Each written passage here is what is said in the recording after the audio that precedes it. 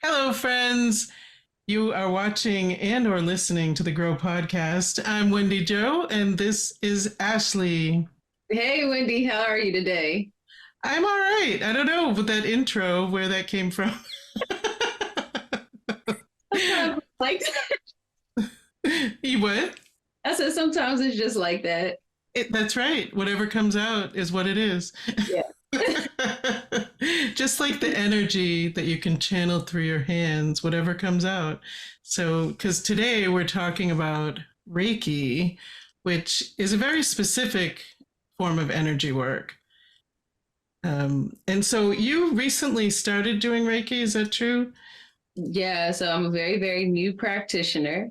It's not listed as a service that I offer in this moment because I'm still learning how to work with the energy and see how I can best use it as a tool for me. But yeah, so it's been a very interesting journey so far, and it's only been a few months, and just being able to, like, all of a sudden my senses are more acute and I can sense things more often, Oh. more intentionally, I'll say it that way. And I've done a few, like, I give Reiki to myself every day, my kids most days, my husband most days. It's been a really interesting journey. But Wow. I learned before we started this that you're actually into Reiki too. Well, yeah, so Reiki started in Japan, right? And it involves becoming attuned and certain symbols you're attuned to, so you're harnessing energy in that way. And so, yeah, so I took, I experienced Reiki 1 and Reiki 2 many years ago. And for some reason, it just didn't fully align with what I felt was I could do for energy work, or I can't say that it didn't impact me at all, because I do think when you receive those attunements, you're kind of tuning in to energy a little bit more in a really focused way. So I do think that it has some effect on the hands-on healing that I've done over the years. But I'm just not. We did another show about energy work, and I think we talked about this where I just have to find my own way with things. And that's not to say that the training is not important, because I think learning about how other people do this work is important, and you can always learn something, right? And it's centuries old, Reiki, so there's, to me, when something kind of hangs around for all this time and people are passing it from one person to the next, there has to be something about it that is healing and that works for people. I love it that you're using it on yourself and with your family. I think that's one of the beautiful things about Reiki. Self-healing is so important. So I don't know. What are your thoughts about all this? Yeah, so a couple things. So I think it's not only is it old, right? Like, it's been around for a little while, but our modern society actually accepts this as a modality for healing too. Mm-hmm. So a lot of other practices aren't even considered, but this one specifically, like, integrated, is considered an integrative medicine. And so it holds its own. So I think that makes it a little different. So when we talk about Reiki, it's a little bit more accepted versus if I'm talking about cannabis, it's like, girl, you're a quack, right? Isn't that interesting? Yeah. Because cannabis is a healing herb that also has been around. Mm-hmm. Probably since the beginning of time. I don't know. And people have used it in healing practices. But you are absolutely right. There is something about the practice of Reiki and using that word that gives it some legitimacy. Yeah. I'm not sure why that over other things. Yeah. Well, I think that so we can't really quantify energy in most cases, Mm-hmm. and we always can't quantify the outcomes being associated to a specific practice. But with this particular energy, I guess they've taken the time to try and figure it out or something. I don't know.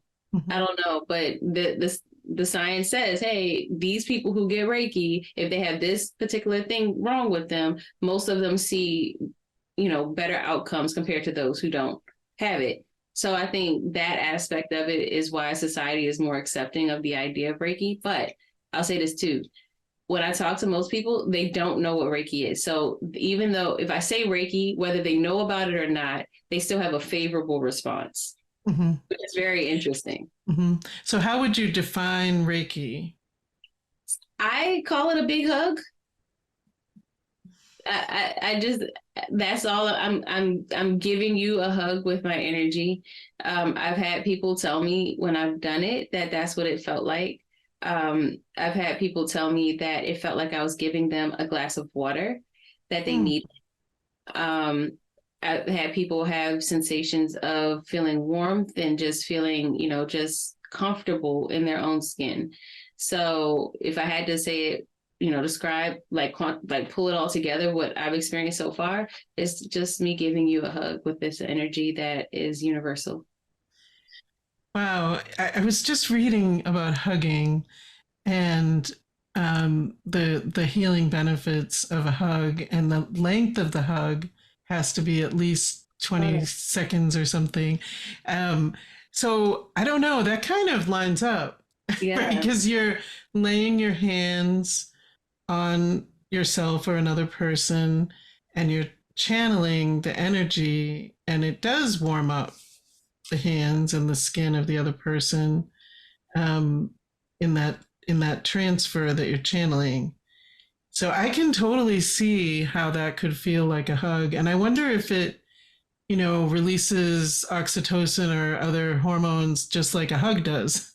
Yeah, I think it does. Everybody like, and it doesn't matter how long I do it, they walk away saying, wow, I still feel so much better. And I don't know what it is, but usually it's just they feel more relaxed. Right. Nice. And so do you use the symbols that you learned in Reiki? Because there's a certain way you move your hands, right? Hmm. So I just learned those in my recent attunement. I do use them because it makes me feel good because I just generally had a really good experience in my training that I feel like some of it is association based in that like I have that helps me bring myself back to that moment and finding balance and finding peace so I can be more present during the practice. Generally speaking, when it comes to symbology, when it comes to anything that carries a certain frequency or a certain energy, I think our attention to or the energy we put into those things is what we get out of it. So Mm. if somebody looked at the same symbol and decided that it was evil and used it, the result would be that the intentions are evil, like Mm-hmm. evil. So yeah, so I do use them, long story short. Well, the mind is very powerful, and it's absolutely true. If you think that a treatment is not going to work for you, it's unlikely that it's going to work for you. Yeah. If you believe that making the symbols calls in the energy that's needed, then likely that's what it's going to do. Our beliefs can be so strong. And that doesn't mean that it's not effective or not a real treatment. We see this in mainstream medicine all the time. Yeah. you know, um, if people believe that a surgery is going to help them, now, of course, sometimes they may believe it and they may have issues, but for the most part, it does affect the outcome. Yeah. And I don't think Reiki's any different. Yeah, for sure. I mean, and and the idea of that's a placebo effect. And there's a ton of studies that say the placebo effect is real. If I Right. give you a sugar pill, you can closely mimic the results in those who actually took the medicine. Right. You know, Right. And I love the placebo effect actually, but when a friend of mine, when I first started using cannabis, suggested, because I had such a strong response, suggested that there was some placebo effect in there because I needed something else other than pharmaceuticals and the mainstream to get out of where I was. yeah, And I saw this lifeline, and I was so mad when she said it. But I think perhaps there was that in addition to the fact that the medicine created homeostasis and helped me to get through withdrawal from pharmaceutical drugs and all of it. So just because the placebo effect may be in action, it doesn't mean that the other healing elements aren't there.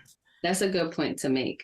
I think that sometimes our mindset will overshadow the outcome, and that's what will prevent ourselves from having healing. Because we also, seen that people just talked about gratitude in the last episode, but having gratitude while you're experiencing healing processes, you will heal faster compared to somebody who isn't in necessarily that gratitude state.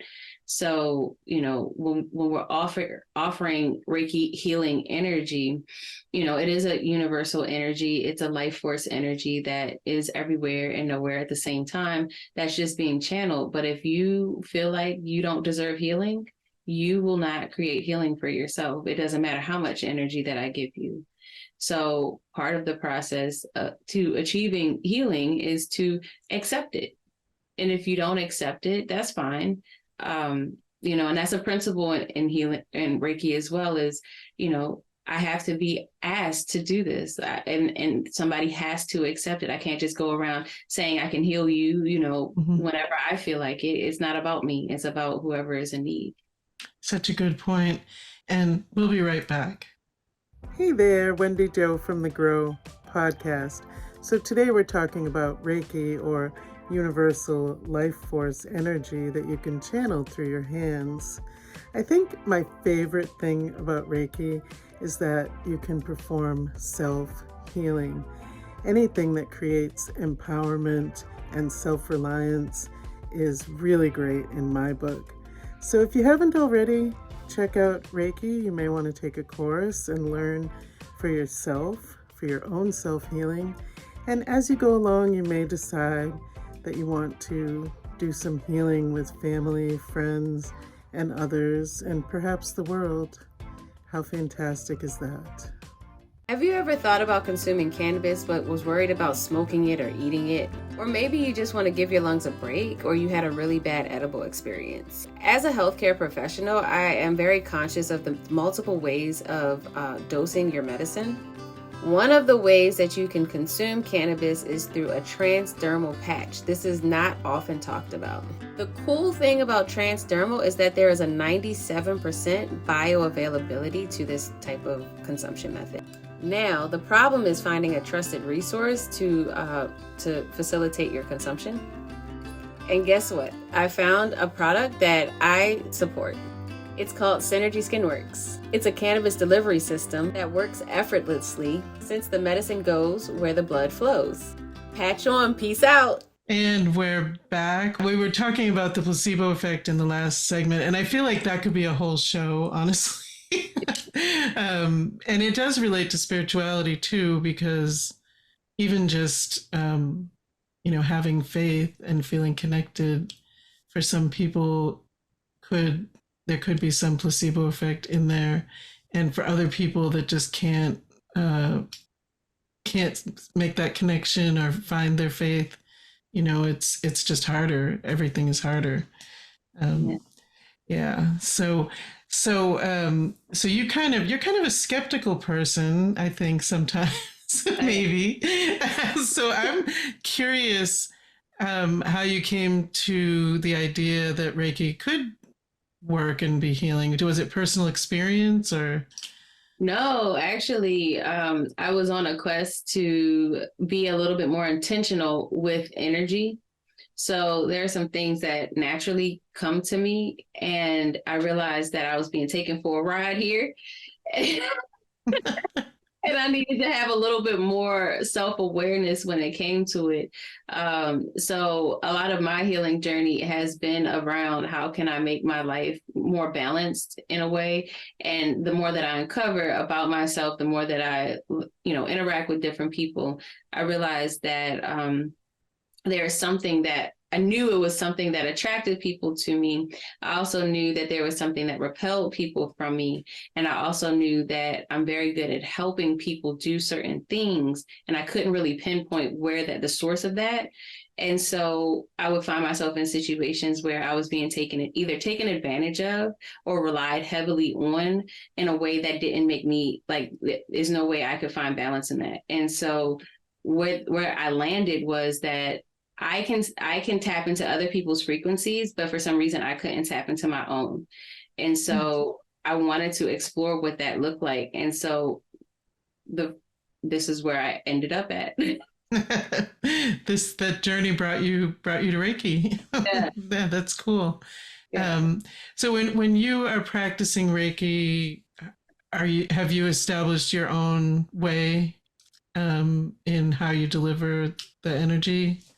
Kind of, yeah. I don't feel like I have a consistent, because I don't have a space that's dedicated to this practice. So it feels like right now I bring what I can, or I'm intuitive about like having what I feel like I need, or or doing what I need to do. So I think part of the practice is ritualistic in nature, and like being able to find a flow in offering the practice. It's just been right now. It's just, you're here, let me offer this to you because I feel called to, or you asked me to do this with you. Mm-hmm.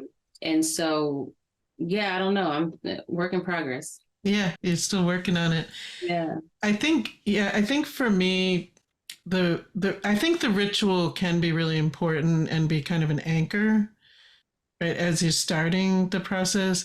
But I kind of developed a flow of kind of how I do things, and really different things happen with me because of the way my gifts work. I mean, I realized when I lay my hands, the person has to want this, of course, as you mentioned. And then, I ask spirit to show me, where I need to go with it. And if necessary, I start to see inside the body. Yeah. And it was really frightening at first. And also, sometimes the view is different, like really close up looking at cells. Sometimes it's backed out, and and I realized, I'm not the only one that this happens with. So as you go along, you'll see different things happen. And I just learned to just go with the flow and ask why I'm being shown this. And if there's some message for the person, I tell them when we're finished, I saw this and I got this message. And inevitably they're like, oh my gosh, I just had some testing done and this is what's happening. And the energy will shift and, move things. And I see that happening as I'm doing it. So I say stay open. You never know what your gifts are, what you're given that can help other people or yourself or your family. Yeah. So we talked about it a little bit. So you're more visually inclined, Mm-hmm. and I'm more sensation based. And so I can actually feel the pain sometimes, and I can actually, so I think that's why it's been such a big struggle for me, because it actually can be very painful. Sure. For me to go through what I'm sensing with other people. And so, yeah, it definitely is a process to be able to uncover your gift. And it is scary when you start to run into it. It can be, yeah. And I always say, if you feel a little bit fearful, you can ask to see more so you have more clarity. You can ask for them to shut it off. Yeah. Or you can even say, I feel where their pain is. I got it. You can turn it off in me. Right. Yeah. Because it can be, really challenging. If somebody has, severe kidney pain and you're trying to deliver the energy and then you start to feel it, that's really hard to continue with the healing process that you're trying to deliver to them. Yeah, for sure. And so that's really been the work for me. Even in like day-to-day interactions with people, not to get lost in other people's energy. Mm-hmm. Yeah, it's definitely a learning process. And we will be right back. Reiki has been extremely transformational for me. I am a fairly new Reiki practitioner, but I have found great healing in myself in order to help heal others in the work that I do. The most common question that comes up is, what is Reiki? It's like the definition of a warm hug. It's that abundant life force energy of love that flows everywhere and nowhere all at the same time. And as a Reiki practitioner, I serve as a channel to deliver loving, healing energy in a very intentional way. Hey there, Wendy Jo, co-host of the Grow podcast. Also, Wendy Edge, occupational therapist. And I wanted to tell you about my new business where I'm combining the principles of occupational therapy, coaching, and spirituality, and wellness, of course. On the website, you'll see that I'm doing Osho Zen card readings, spiritual coaching, spirit paintings, and so much more. So if you want, check it out, edgecoachingandconsulting.com. Have you heard of the Cannabis Nursing School? It's a place where cannabis nursing, entrepreneurship, and spirituality meet. The High Line Tribe is waiting for you, and it's so easy to find. CannabisNursingSchool.com. And we're back. We're continuing our discussion about Reiki, hands-on healing. So with Reiki, you can deliver the energy at a distance. You can do distance healing. Did you learn that in Reiki 1? I actually learned it in Reiki 2. Okay. Yeah.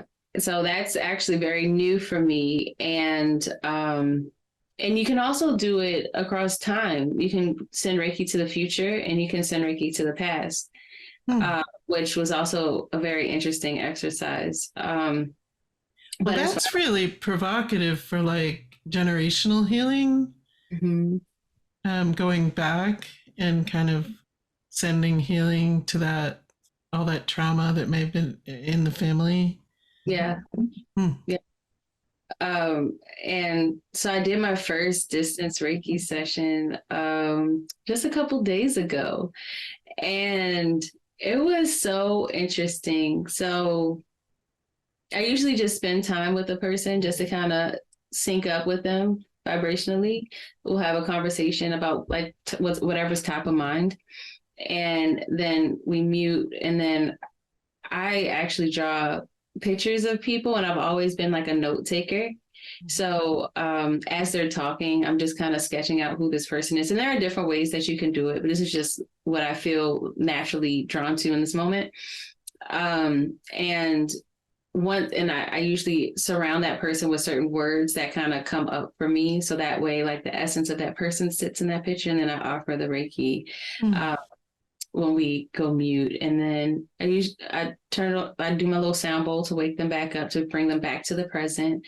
And the person that I did it on had a very profound experience that actually synchronized with my experience very like perfectly, and it was just so interesting what came to me and what she described as what her experience was. She talked about feeling warm, and she felt like, it was a moment in time where I was giving her heart a hug, which literally I was on the pit, like just all different types of things that came up. And it was really fascinating to see that.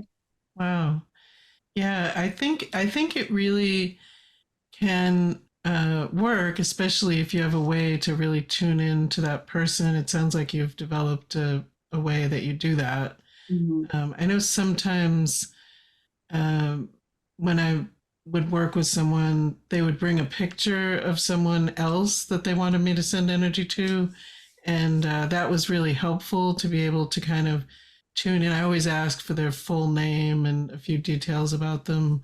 So I do think there's got to be some kind of anchor there. I love the way you're doing it. That's brilliant. Yeah. Oh, thank you. I appreciate it. But I've done, like, even when I work with clients on business stuff, like I draw a little doodle of the person, like in my notes, and then, I'll write out. So it helps me remember who I'm working with, I love that. Wow. Yeah. Nice. Well, this has been a lot of information, and I think people can draw their own conclusions, Reiki versus hands-on healing, or is it just universal energy? Do we need Reiki attunement? I think you brought up the point that it is an accepted term, that people feel is a method that works. So, you might want to consider that if you're a practitioner. Yeah, for sure. For sure. All right. Well, have a great week, everyone. Bye. Bye.